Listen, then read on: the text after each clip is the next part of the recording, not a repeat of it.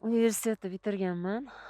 O'ylaganmanki, mana hozir bitirdim, man tez ish topaman deb. Chunki ancha-muncha уже praktikam bo'lganda qo'limda. Qanaqa ma'noda счет fakturalarni yozishni bilardim. Доверенностьlar, оборотkalar, endi arifmetik hisob-kitoblarni, oddiy shu yozishlarni o'rgatganlar onam rahmatli.